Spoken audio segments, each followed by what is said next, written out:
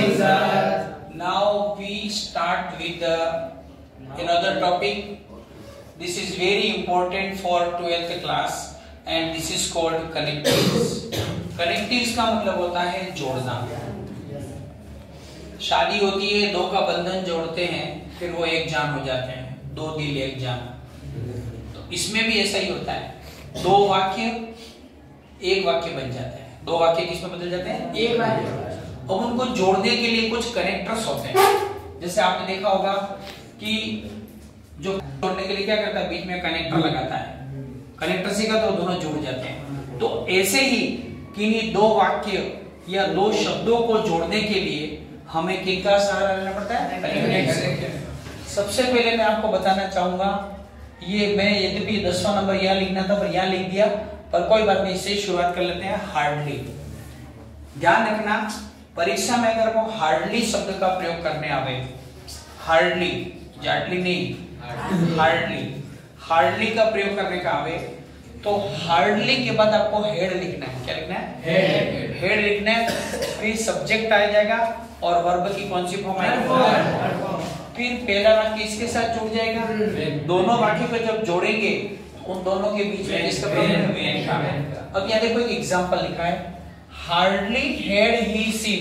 देखो हार्डली हो गया, हेड हो गया, सब्जेक्ट क्या हो गया? ही. वर्ब की थर्ड क्या होगी? C. Hardly had he seen the tiger. उसने टाइगर को देखा ही था. जैसे उसने टाइगर देखा, व्हेन ही रैन अवे, वो भाग गया. वो भाग गया. अब ये हार्डली जो हेड है बेटा, हार्डली हेड है, वो दूसरों में भी चेंज हो सकता है. कैसे चेंज हो सकता है? यहाँ पे आओ सीधा देखो, ये नौ सुंदर पे देखो, हार्डली हेड वाला किसमें चेंज हो सकता है? नौ सुंदर. इधर देखो, इस हार्डली के बजाय क्या लिख देना है? नौ सुंदर. ध्यान से देखना, हार्डली के बजाय क्या लिख दोगे? नौ सुंदर. ये हेड लिखा है, हेड के बजाय क्या लिख दोगे? डिड. क्या लिख दोगे? अब देखो, हेड लिखा था तो वर्ब की कौन सी फॉर्म थी? लेकिन डिड लिखा है तो वर्ब की कौन सी फॉर्म आ जाएगी? First form. तो देखो, no sooner did he C A tiger. जैसे उसने टाइगर को देखा, इससे पहले कि टाइगर को देखता, बीच में इसके क्या लिखा है? व्हेन. व्हेन के बजाय क्या आ गया? देन. ये देन की स्पेलिंग देख लो, THAN. जब आप 12th पास करेंगे और आप STC या छोटे मोटे एग्जाम में बैठेंगे तब ये प्रश्न आता है और बच्चे देन में THEN वाला करके आ जाते हैं, बाऊ आता है. याद रखना, अगर नौ सुनर है तो THAN आएगा. क्या आएगा? THAN. तो वेन के बजाय देन हो गया और ही रेन में जुड़ गया. हार्डली वाला वाक्य नौ सुनर में चेंज हो सकता है, नौ सुंदर वाला वाक्य किसमें चेंज हो सकता है? हार्डली बदल सकता है. ध्यान दें. दूसरा, इसके बाद ऑल्दो यट. ऑल्दो का मतलब होता है यद्यपि, यट का मतलब फिर भी. ऑल्दो यट जो होते हैं बेटा, वो बिल्कुल 36 का आंकड़ा, 36 का आंकड़ा, 37 का आंकड़ा नहीं, 36 का आंकड़ा. 36 का आंकड़ा हिंदी में 36 ऐसे लिखते. देखो, इसका मुंह उधर, इसका मुंह इधर, फाइटिंग होगी, एक मुंह उधर एक मुंह उधर, है ना. 36 का आंकड़ा का मतलब बिल्कुल उल्टा बताएगा. उल्टी बात होगी. उल्टी बात देखो, ऑल्दो यद्यपि ही वर्कड हार्ड, यद्यपि उसने बहुत मेहनत की फिर भी पास नहीं हो सका. दोनों बातें उल्टी हैं. मेहनत करता है तो पास होता, यद्यपि उसने मेहनत की पर पास नहीं हो सका. तो यद्यपि और ऑल्दो हमेशा उल्टा. ऑल्दो यहाँ जुड़ता है, यट कहाँ जुड़ता है? बीच में. ऑल्दो के बजाय धो का भी प्रयोग होता है. किसका प्रयोग हो सकता है? धो का. ऑल्दो, याद रखना, ऑल्दो का मतलब यद्यपि. यद्यपि उसने मेहनत की पर पास नहीं हो सका. यद्यपि वह मार्केट गया फिर भी उसे उसकी आवश्यक सामग्री मिली नहीं. तो कहने का मतलब बात उल्टी आएगी. यद्यपि बहुत गर्मी है फिर भी काला कोट पहन के डिस्को कर रहा है, झलक दिखला जा पे. यद्यपि बहुत गर्मी है फिर भी चाय सुड़का मार रहा है. यद्यपि बहुत ठंड है फिर भी एक्सरे के समान खुल के खुला घूम रहा है ना. तो यहाँ क्या मैटर हुआ? यहाँ मैटर क्या रहा है? बात उल्टी बात. बोल दो ये आएगा. आगे देखो, not only but also. Not only but also का मतलब एक के साथ एक और उपलब्धि, एक के साथ एक और वस्तु, एक के साथ एक और, एक के साथ एक प्लस, कि मेरे पास न केवल बस है, कार भी है, मेरे पास न केवल बकरा है, घोड़ा भी है, मेरे पास न केवल टीवी है, मेरे पास मोबाइल भी है। कहने का मतलब एक के बाद राजेश न केवल टीचर है, एक आर्टिस्ट भी है। उसके बाद दो बात है, एक के साथ एक, एक के साथ एक, तब आएगा नॉट ओनली बट ऑल्सो। और इनके अर्थ क्या देखो, न केवल बल्कि।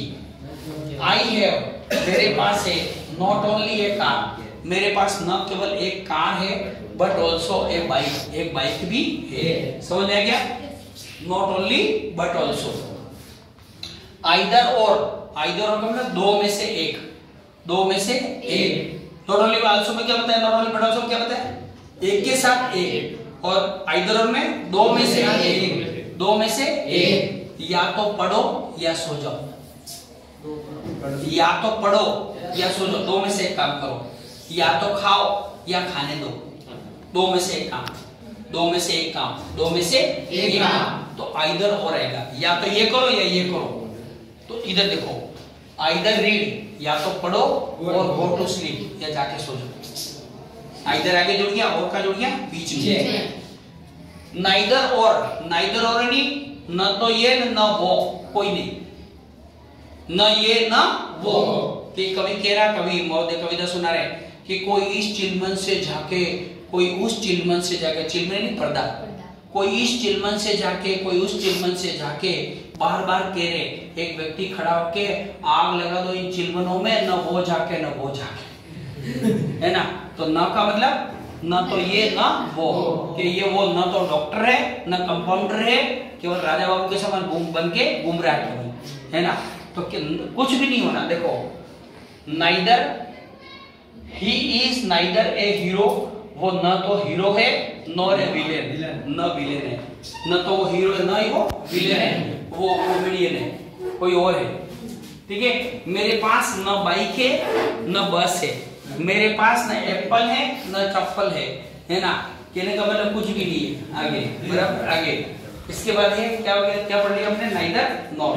समझ आया क्या? नाइदर नॉर के बाद देखो बेटा, एज वेल एज, कि एज वेल एज एक साथ जुड़ता है। एज वेल एज परीक्षा में आता है, ध्यान रखना। एज वेल एज एक साथ जुड़ता है।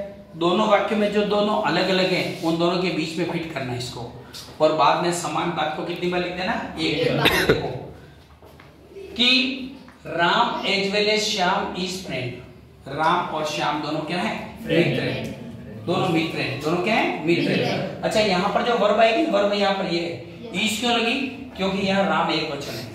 अगर ये आई होता या एम आता, ये जो यहाँ पर जो ये सब्जेक्ट है ना, उसके आधार पर ये वर्ब आएगी। और एज वेल एज एक साथ जुड़ता है। दोनों वाक्यों में जो अलग अलग है, उन दोनों के बीच में एज वेल एज लिख देना है। क्या लिख देना है, एज वेल एज। और दोनों वाक्यों में जो समान बात है, पूंछड़ी को एक साथ जोड़ देना है। अगला बात इधर देखो, नौ सुंदर डीड मैंने समझा दिया। नौ सुंदर के बदले किसका प्रयोग होता है, हार्डली का। हार्डली के बदले नौ सुंदर। एक बात और बताऊं, ये जो एज सुन है ना, एज सुन सुनो, एज सुन का प्रयोग भी इन दोनों के बदले प्रयोग होता है। केवल एज सुन आगे लगाना है। क्या लगाना है, आगे। इधर देखो, ये कहाँ गया, एज सुन वाला, एज सुन मैंने ये रहा। एज सुन ने जैसे ही ये जो हार्डली है या नौ सुंदर है, इनको हटा दो, या लिख दो एज सुन। बाकी दोनों वाक्य को वापस जोड़ के लिख दो, न बीच में वेन लगाना न देन लगाना। As soon as he saw a tiger, जैसे उसने टाइगर को देखा वो वाक्य। तो तीन वाक्य एक दूसरे में बनते हैं। कैसे, हार्डली वाला, एज सुन एज वाला और नौ सुंदर, ये वाक्य एक दूसरे में क्या होते हैं, इंटरचेंज होते हैं। क्या होते हैं, इंटरचेंज। इसके बाद देखो अगला, सो देर। सो का मतलब होता है इतना, और देर का मतलब क्या होता है, की नहीं, की नहीं। इधर देखो, ही इज सो वीक, वो इतना कमजोर है, वो इतना कमजोर है। दैट ही कांट सक्सीड, कि वो सफल हो सकता नहीं। सो का मतलब होता है इतना, सो का मतलब क्या होता है, इतना, और की नहीं। ठीक है, अब सो दैट अगर एक साथ है तो ये आ जाएगा, देखो सो दैट एक साथ आएगा, आई वर्क हार्ड, मैं कठिन मेहनत करता हूँ, I work hard so that I can pass, ताकि मैं पास हो सकूं। इस सो दैट एक साथ इसका अर्थ ताकि है, और सो और दैट दोनों अलग अलग निष्कर्ष और इतना की नहीं। अब सुनो बच्चों, ये जो सो दैट वाला वाक्य मैंने ये बोला पूरा, ये बदल सकता है टू टू में, और टू टू वाला वाक्य सो दैट में बदलता है। सुनना ध्यान से, अब देखो टू का अर्थ क्या होता है? इस टू का मतलब होता है इतना। दूसरा टू का अर्थ क्या होता है? कि नहीं। सुनो, ये वाक्य बना दिया मैंने टू वाला। ही इज टू वीक, वो इतना कमजोर है टू पास। दूसरे टू के साथ हमेशा वर्ब की कौन सी फॉर्म लगती है? First form. तो सुनो, ये सो दैट वाला ये और ये टू आपस में दूसरे में चेंज हो सकते हैं। इस पर और चर्चा करने की, इधर देखो अब इनके उपयोग कैसे करते हैं। जैसे दो वाक्य दिए, उसमें कैसे करना? दो असमान शब्दों या वाक्यों के आगे एवं बीच में कनेक्टिव्स को जोड़े। किनको जोड़ना है? कनेक्टिव्स को। एक मेहमान, एक मेजबान, एक मेहमान, एक मेजबान, और समान बात को एक बार ही लिखना है। कितनी बार लिखना है? एक बार। तो समझ में आया आपको? ये कनेक्टिव्स आपके बहुत इंपॉर्टेंट है कक्षा 12वीं के हिसाब से। मैं मानता हूँ इनको आज ही तैयार कर लें और कल जब आप विद्यालय में आए ये सारे हल करके लाएंगे। आज के लिए इतना, धन्यवाद। Thank you.